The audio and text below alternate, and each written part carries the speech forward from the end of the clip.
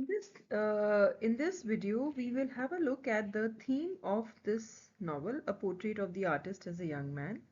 Now, the major theme in this novel is that of the development of the artist uh, from the period which starts from his early childhood. This is when he first becomes conscious of how the world in which he is born is trying to take over his, how it affects, how it dominates his life. And it is up to the last day of his young of the day he achieves manhood, uh, as he describes it. So when we could say that it's the development of a young man from creature to creator. तो major theme अगर हम कहें तो इसका मतलब है कि ये किसके बारे में है, सबसे ज्यादा इसमें डोमिनेंस कौन सी बात है जो हमें दिखती है। तो वो है कि एक कलाकार के तौर पर इसका कैसे विकास होता है, कैसे डेवलप होता है। और इसका जो वक्त बताया गया है वो है जब वो एक बच्चा था, इस दुनिया में आया था और उसे पहली बार एहसास हुआ था कि कैसे ये दुनिया उसकी जीवन पे कितना ज़्यादा प्रभाव छोड़ती है, कितना ज़्यादा उस पे डोमिनेट करती है। और ये तब तक का वक्त को कवर करता है, तब तक का है जब तक उसे एहसास होता है कि मैं एक जवान आदमी हूँ। तो हम ये कह सकते हैं कि ये विकास है इस युवक का, ये यंग मैन का, युवक का, जब ये क्रीचर था, एक जीव था, उससे लेकर क्रिएटर तक, एक कलाकार तक वो कैसे बना, एक जीव से कलाकार कैसे बना। हाउ, कैसे बना। Cast off the shackles of patriotism, religion and language. इसका मतलब ये है, कास्ट ऑफ मतलब उसने अपने आप को उससे मुक्त करा दिया, फ्री करा दिया। किससे? शैकल्स, शैकल्स माने जंजीर, जंजीर। किसकी जंजीर है ये, किसकी चेन्स है? पेट्रियाटिज्म की। पेट्रियाटिज्म अपने देश के प्रति प्रेम, रिलीजन धर्म के प्रति प्रेम, और लैंग्वेज अपनी भाषा के प्रति प्रेम प्रेम। तो ये एक सब्जेक्ट है, ये इसका मेन सब्जेक्ट है कि भाई कैसे इसने अपने आप को इन सब बंधनों से मुक्त किया, जैसे कि देश प्रेम, धर्म, भाषा। और इसमें हमें ये भी पता चलता है कि कैसे as an artist, as a कलाकार, इसको कितनी तकलीफ हुई। Agony, agony means deep pain, बहुत गहरा गहरा दुख, गहरा गम। हिज सेंसिटिविटी, सेंसिटिविटी क्या होता है? बहुत ज़्यादा जल्दी किसी चीज़ को फील कर जाना, उसे सेंसिटिविटी कहते हैं। जैसे कई बार हमारे दांत होते हैं, जब डॉक्टर के पास कई बार हम जाते हैं तो हमारे दांत में हमें बहुत जल्दी ठंडा या गर्म लगता है, तो हम कहेंगे हमारे दांत बड़े सेंसिटिव हैं। उसी तरह से पर्सनालिटी में भी कुछ ऐसे चीज़ें होती हैं जो हमें बहुत जल्दी छू जाती हैं। हम बड़ी जल्दी गुस्सा हो जाते हैं, हम बड़ी जल्दी दुखी हो जाते हैं, हम बड़ी जल्दी खुश भी हो जाते हैं। तो ऐसे पर्सन को कहेंगे सेंसिटिव। और उसी चीज को ये बताती है, कहानी बताती है कि कैसे इसमें जिसकी कहानी है, एक यंग आर्टिस्ट है, स्टीफन है, कैसे उसकी वो कितना सेंसिटिव है, कितनी जल्दी वो कैसी कैसी चीजों से प्रभावित हो जाता है और उससे बहुत जल्दी फील हो जाता है। फिर आ जाते हैं हिज पैशन। पैशन मीन्स किसी भी चीज के प्रति बहुत गहरा, बहुत गहरी भावना, बहुत गहरी फीलिंग। हिज नेसेसरी इररिस्पॉन्सिबिलिटी मतलब कि वो कैसे गैर जिम्मेदाराना है, और ये भी एक ज़रूरी माना गया है। His struggling to raise himself above his companions, कैसे वो स्ट्रगल करता है, संघर्ष करता है। कंपेनियंस मतलब उसके दोस्त, अपने दोस्तों से ऊपर उठने के लिए, टू रेज हिमसेल्फ, ऊपर उठने के लिए कैसे वो संघर्ष करता है। ये सब भी इसी कहानी में गूंदे हुए हैं। कि इसी तरह से तो जब वो ये इस पूरी जर्नी कवर करेगा, तभी हमें आगे जाके उसका जीवन में कैसे वो क्रीचर से क्रिएटर बनता है ये हमें पता चलेगा। अब हम आगे देखें तो हम देखते हैं कि भाई इस नॉवल में सबसे ज़्यादा जिस चीज़ को इम्पोर्टेंस दी गई है वो इसकी इस डेवलपमेंट एज अ आर्टिस्ट है। कैसे ये कलाकार के रूप में कैसे इसका विकास होता है और उसमें उसका क्या मतलब है, अगर हम कहें एज अ कलाकार उसका विकास का क्या मतलब है, तो हम देखते हैं कि इसमें कला के बारे में क्या क्या कहा गया है। Art is the main artery in the body of life.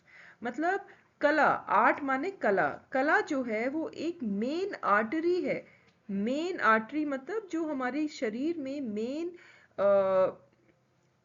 Artery होती है, जो खून ले जाती है सारे हमारे शरीर के अंग को अंदर।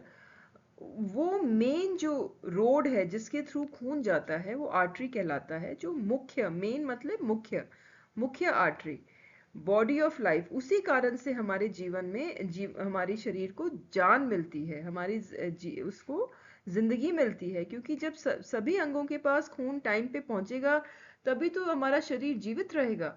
तो जो कला है उसको कहा गया है जो मुख्य आर्टरी है, मेन आर्टरी है इस बॉडी ऑफ लाइफ में, वो है आर्ट। दूसरी बात जो कहते हैं ये जेम्स जॉयस अपनी इस कहानी के थ्रू, वो ये कहते हैं, all that nourishes is living, all that stifles art is dead. मतलब कि जो भी चीज हमें जीवन देती है, हमें पोषण देती है, वो एक जीवित चीज है, वो एक जिंदा दिल चीज है। और जो भी चीज इस कला को रोकती है या कलाकार की कला को बढ़ने से, विकास होने से बंद करती है, रोकती है, वो एक मृत चीज है, डेड चीज है। तो इसमें इसका क्या मतलब है? इसका मेन मतलब ये है कि एक आर्टिस्ट जो है उसके किसी से भी, एक आर्टिस्ट के पास, an artist must have no loyalties, make no judgments except in distinguishing between what is relevant and irrelevant to his art. मतलब कि एक कलाकार किसी के भी प्रति उसकी वो समर्पित नहीं होता है सिवाय अपने आर्ट के। लॉयल्टीज, लॉयल्टीज मतलब वफादारी, उसकी कोई वफादारी नहीं होती है, किसी के भी प्रति कोई वफादारी नहीं होती, सिर्फ अपनी कला के प्रति होती है। मेक नो जजमेंट, वो किसी भी चीज पे अपनी राय नहीं देता है। एक्सेप्ट इन डिस्टिंग्विशिंग, डिस्टिंग्विशिंग मतलब किसी भी चीज में अंतर करना। तो कहते हैं कि किसी भी चीज में अंतर करना, उसमें वो एक अपनी राय दे सकता है। और वो कौन सी दो चीज है जिसमें अंतर करना चाहिए? व्हाट इज रेलेवेंट, रेलेवेंट मतलब क्या जरूरी है, इरेलेवेंट जो जरूरी नहीं है। और जरूरी और गैर जरूरी चीज कौन सी चीज है, उसकी कला के लिए क्या जरूरी है और कला के लिए गैर जरूरी क्या चीज है। तो ये तीन मेजर पॉइंट्स हैं जो ये हाईलाइट करते हैं इन थीम में, जब हम बात करते हैं कि एक एक क्रीचर, एक जीव कैसे एक क्रिएटर बनता है। आगे कहते हैं, an artist is an individual who can flourish only by becoming free of all collective entanglements and commitments in the external world. मतलब कि कलाकार एक ऐसा व्यक्ति है जो तभी बढ़ सकता है, ग्रो कर सकता है, फ्लरिश कर सकता है, जब वो हर उस चीज से, हर बंधन को तोड़ देता है। Becoming free of all collective entanglement, entanglement हर तरह का बंधन, कमिटमेंट हर किसी के प्रति हमने कोई वादा किया हो, वो एक्सटर्नल वर्ल्ड मतलब जो बाहरी दुनिया है उसमें उसके सारे बंधन, वो सब उससे, उन सब से फ्री होना है, तभी वो जाके एक असली कलाकार बन सकता है। Stephen seeks unlettered freedom, a necessary prerequisite for the expression of his spirit. अच्छा, अब आगे हम देखते हैं इसका जो सेंट्रल कैरेक्टर है स्टीफन, वो स्टीफन चाहता है कि उसे अनलेटर्ड फ्रीडम, अनलेटर्ड मीन्स बिना किसी कंडीशन के बिल्कुल फ्रीडम चाहिए उसे, बिना किसी लिमिट के। A necessary pre requisite for the expression of his spirit. मतलब स्पिरिट अपनी आत्मा, एक्सप्रेशन उसका, उसका विचार, वो कैसे अपने आप को व्यक्त करता है, उसकी अभिव्यक्ति। तो अब उसको अपनी अभिव्यक्ति करने के लिए, अपनी आत्मा की अभिव्यक्ति करने के लिए सबसे जरूरी है कि वो बिल्कुल फ्री हो अपनी अभिव्यक्ति करने के लिए। He is not prepared to serve that in which he no longer believes in. अब आगे ये कहते हैं कि स्टीफन जो है वो इस चीज के लिए तैयार ही नहीं है कि भाई मैं अब आगे अपने अपने देश को, चर्च को, किसी को भी किसी भी प्रकार की सेवा दूं, क्योंकि उसका न अपने देश में विश्वास रहा है, न अपने धर्म में विश्वास रहा है। दोनों से उसका विश्वास उठ गया है। He attempts to express himself in some mode of life or art as freely and as holy as he can be, using in his defense weapons such as silence, exile and cunning. तो वो अपने आप को अपनी कला में डुबोने की पूरी कोशिश करता है, बिल्कुल फ्रीडम के साथ, पूरी तरह से।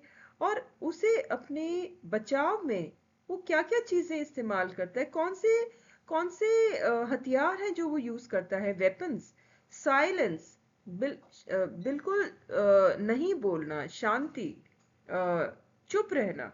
एग्जाइल, एग्जाइल मतलब अपने आप को देश निकाला उसने दे दिया। और कनिंग, कनिंग मतलब चतुराई से करता है। तो हम देखते हैं कि from the first theme emerges another general theme. तो ये जो फर्स्ट थीम है, इसी से एक जनरल थीम उभरती है, एक दूसरी थीम। और वो क्या है? वो ये है, the conflict and choice between the collective and the individual life. मतलब एक द्वंद, कॉन्फ्लिक्ट माने द्वंद, चॉइस, चॉइस माने एक हमारे पास मौका है किसी भी चीज को चुनने का। बिटवीन कौन सी दो चीजें हैं? कलेक्टिव और इंडिविजुअल लाइफ। कलेक्टिव होता है कि हम सबके साथ मिलजुल कर रहते हैं ग्रुप में, चाहे वो ग्रुप हमारे देश का हो, धर्म का हो, या हमें हमारी भाषा का हो। इसका मतलब सीधा सा ये है कि हम सारे देशवासी अपने देश में रहते हैं, तो ये एक बहुत बड़ा हमारा एक ग्रुप है। अगर हम धर्म की बात करें तो हम सब जो एक धर्म को बिलोंग करते हैं, हमारा अपना एक ग्रुप है। और भाषा की बात करें तो हम सब एक ही भाषा बोलने वाले एक अलग ग्रुप के हैं। तो क्या वो अपने ग्रुप के साथ, के साथ रहे और अपनी वफादारी उनसे रखे, या वो अपनी व्यक्तिगत जिंदगी को चुने? तो इन इस जो ये द्वंद है, ये दो चीजों के बीच में है, एक तो ग्रुप के बीच में और एक एक इसके अकेले के बीच में।